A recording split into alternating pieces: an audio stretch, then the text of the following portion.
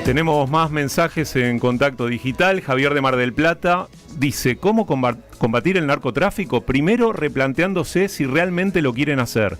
En segundo lugar, entender que va a caer el poder político también, es decir, que va a caer el poder político y quizás por eso no se lo combate.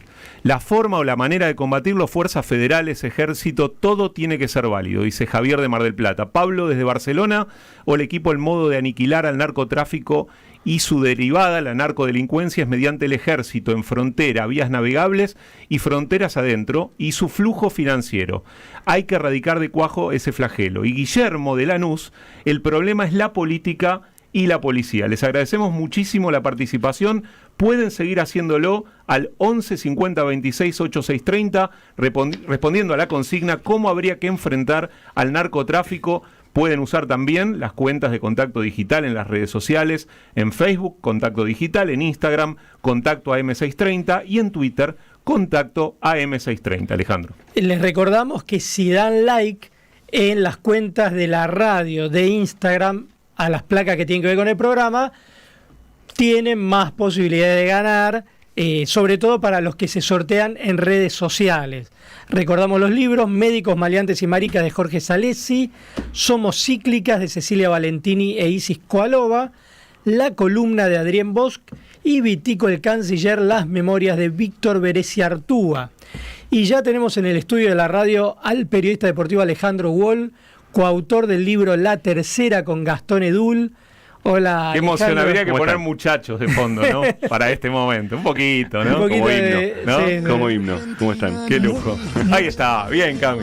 Muchas gracias por venirte hasta acá para poder hablar de la intimidad de la victoria de la selección argentina en el Mundial de Qatar. Y un libro, por supuesto, alrededor de eso, ¿no? La Tercera, Alejandro es uno de los coautores, junto con Gastón Edul, y un libro que, no sé, a mí me pasó, me devolvió la emoción, pero la emoción desde otro lugar también, porque en esta era de redes sociales, de videos, de plataformas de streaming, de tele, ¿no? de participación de los usuarios en redes, es interesante que un libro aporte algo más que eso, ¿no? En un contexto donde estamos tan bombardeados por imágenes, el libro permite otra cosa, otra pausa. Y eso es lo que le queremos preguntar a Alejandro. Qué bueno.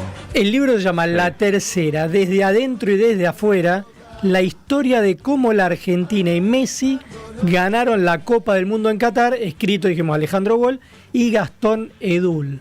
Bueno, muchas gracias por la invitación.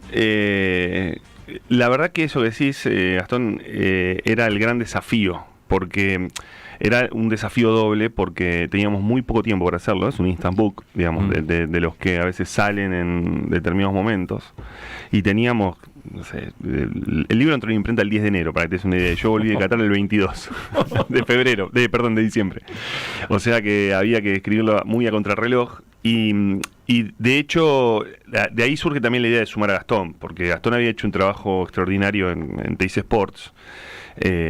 Trabajo que después, digamos, yo lo había visto una vez en la salida de un partido. Gastón no lo conocía, conocía su trabajo, por supuesto, y cuando de Planeta ya habíamos hablado con Nacho Iraola en un momento, bueno, si se van a Qatar, con Rodolfo González Arzac también, si te vas a Qatar, por ahí puede salir algo, y cuando Argentina sale campeón me escribe, me dice: hay que hacerlo. Yo pensaba, el proyecto inicialmente estaba Ezequiel Fernández Murs, que estábamos con él allá, y que bueno, de hecho escribió la introducción. Que de hecho, claro, de hecho íbamos a hacer el libro juntos, pero la verdad es que Ezequiel, con absoluto tino, se bajó. Ezequiel cree en otros tiempos, ¿no? Sí, no claro, obviamente. No, pero estaba entusiasmado inicialmente, la verdad, pero es cierto que teníamos vacaciones después, y él tenía sus vacaciones, y cada uno puede también tomar decisiones en la vida que son complejas, y lo entendí perfecto, y sí, lo que le dije, bueno, haces el prólogo por lo menos. Y en ese momento entonces le escribimos a Gastón, porque nos parecía que él iba a aportar el otro lado, con todo lo difícil que podía ser, como vos decís, de algo que vimos todos, está todo el tiempo en redes sociales y demás. Y bueno, nosotros nos pusimos como determinados momentos de ese camino a Qatar, dijimos, de esto hay que contar todo el tiempo de otro lado, porque había episodios que merecían una profundidad. Te digo algo que te pasa con el libro, y a Alejandro también lo incluyo porque sabe de lo que hablo. Cuando termina la final, gana Argentina, con mi hijo estuvimos 1 hora llorando. por un montón de razones, ¿no? Y el gesto de Messi de ya está, y lo que esperamos los argentinos, que ocurriera eso de ver a Messi levantando la Copa del Mundo. Con el libro te pasa algo parecido, que es que volvés a sentir esa emoción de esos minutos posteriores, porque uno está leyendo un libro de algo que ya sabe, de una película que sabe cómo salió, cómo fue el resultado, y debe ser muy importante ponerle el cuerpo a esa escritura para el poder lograr esas imágenes en un texto escrito, Sí. donde uno no tiene tal vez las herramientas que puede tener una imagen en movimiento, un sonido y demás. Sí. Entonces, la pregunta que yo te hago es, ¿cuánto de emoción y cuánto de razón hay en el libro? Porque el libro, además de lo estrictamente deportivo, aborda otras cuestiones que tienen que ver con el país anfitrión, con la organización del Mundial, con los episodios que se desenvolvieron alrededor de Qatar 2022. Entonces, ¿cuánto de emoción quisiste trasladar y cuánto también de información? Porque Sí. sos periodista y Sí. obviamente te basás tu trabajo en eso. Sí, había que tener un equilibrio, porque es claro que lo emocional cruzaba todo lo que pasaba, iba a cruzar el libro y tenía que ser un libro muy futbolero. De hecho, inicialmente yo le dije, mirá, yo había hecho newsletter de Tiempo durante todos los días, digo, juntamos las crónicas y lo publicamos. Dijo, no, hay que hacer un libro y aparte tenía que ser un libro menos, yo había hecho mucha crónica de Qatar, de lo que significaba Qatar, había estado en el barrio de los trabajadores migrantes, o sea, había visto y había trabajado mucho de eso, pero claro, el libro tenía que enfocarse mucho más en la construcción de la selección argentina. Y sí, intentamos con Gastón, lo primero que nos propusimos fue, bueno, vamos a hacer sobre la final, el libro recorre la final desde el primer capítulo hasta el último, ir hacia atrás todo el tiempo. Nosotros hacíamos mucho Zoom y teníamos Zoom de 2 horas y media de diálogo, que después eso lo bajábamos obviamente a texto y ordenábamos un poco lo que habíamos tenido. Pero teníamos que equilibrar entre esa cuestión de poder contar el contexto, poder contar lo informativo de esa selección, de lo que pasaba, y tenía que tener momentos que sabíamos que había que golpear un poco más al corazón, ¿no? Que fue un poco lo que pasó en Qatar. Ahora, y te hago una pregunta porque, digamos, uno cuando lee el libro se da cuenta que estaban adentro de la selección y, como bien dice el libro, afuera en lo que estaba pasando en Doha. ¿Cómo te impactó a vos vivir esa final, lo que se sintió en el vestuario después de haber ganado el campeonato del mundo? Yo tuve, lo cuento porque tenemos 2 prólogos personales con Gastón, porque era inevitable que él hablara también de la Napaya Bobo desde lo personal, porque Claro. fue protagonista de ese episodio. Entonces ahí dijimos, bueno, esto es tuyo y yo voy a escribir otra cosa que era algo que me había pasado bastante. Yo primero estuve muy incómodo en Qatar, o sea, es y Doha es una ciudad que me incomodó mucho por las vallas, ¿no? Por todo lo que pasaba y demás. Pero bueno, eso lo fui desarrollando. Pero en la final, antes y después, hubo algo que a mí me cruzó todo el tiempo. Vos nombraste a tu hijo, que además tenemos hijos de la misma edad, que son compañeros. Yo extrañaba estar con mis hijos antes de la final. Sentía que no tenía que estar en donde estaba, a pesar de que estaba trabajando y estaba en el lugar donde todo periodista deportivo quiere estar. Pero tenía la sensación, porque había tanto de lo que se veía que era una euforia tan impresionante, que digo, yo quisiera estar con mis Claro, hijos. te estabas perdiendo ese momento. Claro, sí, mirando esto, disfrutando esto, abrazándolo. Y después de la final me volví a sentir lo mismo, porque primero que tenés que entregar tu crónica, o sea, con lo cual toda la emoción que tenés, en un momento tenés que trabajar y escribir. Y bueno, y Francia además le hizo muy difícil, porque cuando en el minuto 77, 80, además, ya decís, bueno, acá me pongo a escribir, porque medio que ya está esto, decís, no, se estiró todo. Y después, lo que sucedió fue que se apagaron las luces del estadio, se terminó la coronación, se terminó la fiesta ahí, y ya en Qatar no pasaba más nada. O sea, era la fiesta de los indios, de los inmigrantes que estaban en las calles, por supuesto, y que habían ido a ver al micro de la selección que daba vueltas por ahí. y vos volvés a la soledad de tu departamento a decir, bueno, ahora me quiero volver, ya está, y lo único que te pasaba era que veías acá que la cuestión se había trasladado a la Argentina, ¿no? A cada punto. Aparte vos estabas con 3 periodistas en un departamento. Claro. Sí, claro. Habían ido a cubrir el Mundial. Claro, estábamos con Ezequiel Fernández Mursi y con Daniel Arcucci, y estaba también un sociólogo mexicano, porque hacíamos un programa para la TV mexicana, y mexicano-argentino, en realidad, Fernando Segura, y claro, pero Dani Arcucci terminaba su trabajo en ESPN hasta tarde, claro, porque era el horario argentino, entonces llegaba a las 4 de la mañana, Ezequiel escribiendo, entonces había toda nosotros teníamos vino en Cantón, habíamos asegurado eso de manera legal, con una licencia previa, para festejar. En un lugar cerrado y privado.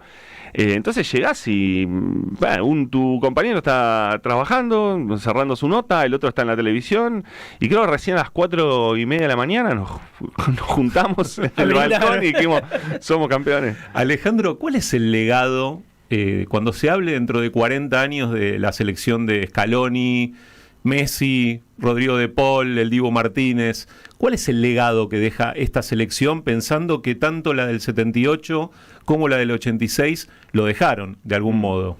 Sí, es muy interesante eso, porque para mí de hecho fue el gran debate de esta semana, me parece, a partir de lo que dijo De Paul acerca de si... En una entrevista con Gastón, Edul, claro, con Gastón que está allí en Europa entrevistando campeones del mundo.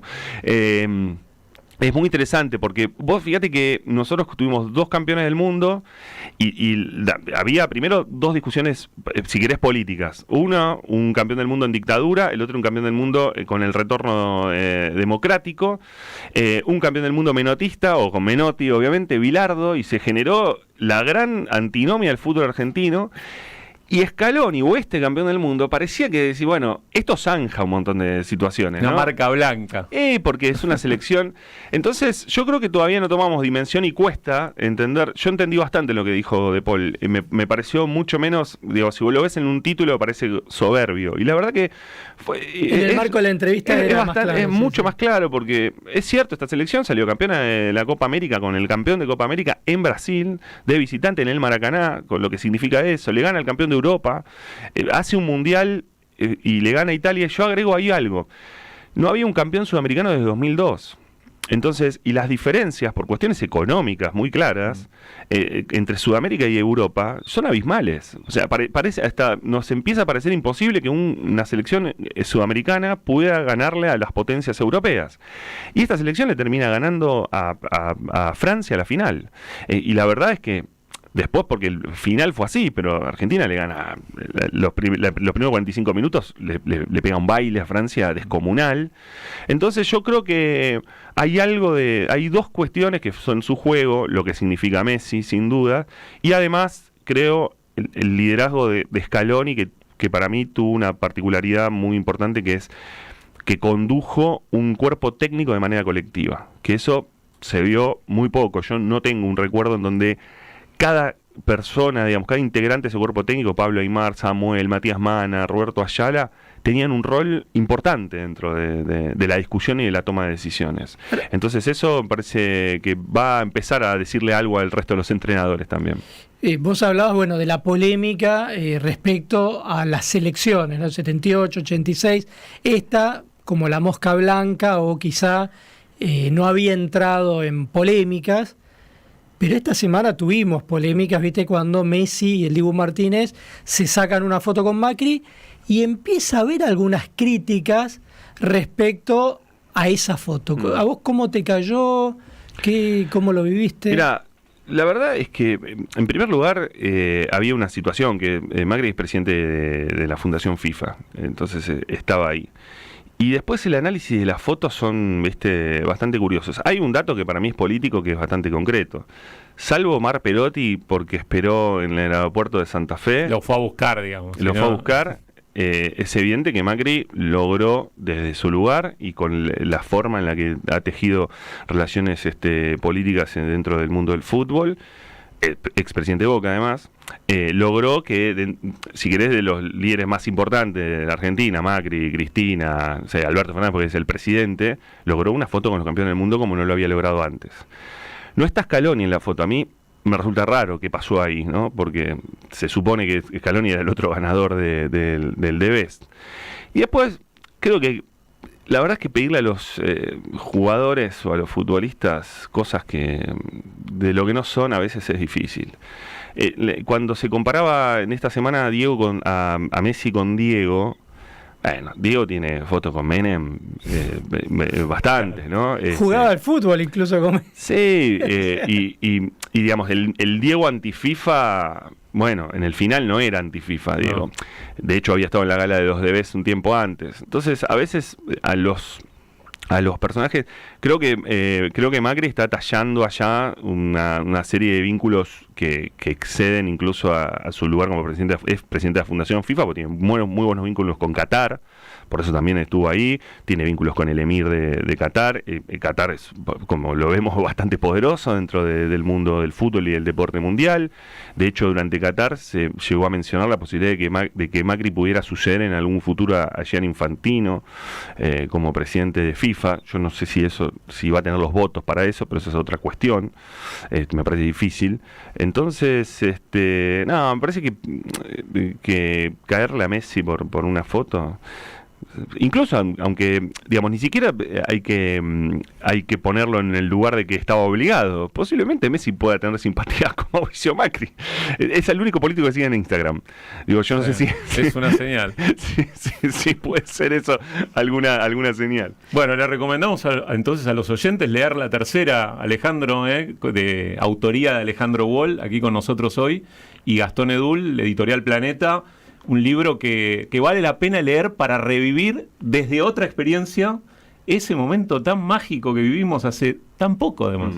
Sí. Alejandro Wall, muchísimas gracias por estar acá en Contacto Digital, y les recomendamos la tercera de Alejandro Wall y Gastón Edul. Muchas gracias. Pibe de Malvinas que jamás olvidaré, no te lo puedo explicar porque no vas a entender las finales que perdimos, cuántos años la lloré. Pero eso se terminó porque en el Maracaná la final color azúcar la volvió a ganar papá. Muchachos, ahora no volvimos a ilusionar. Quiero ganar la tercera, quiero ser campeón mundial. Y al Diego en el cielo lo podemos ver, con Don Diego y con la Tota, alentándolo a Lionel. Contacto Digital, un puente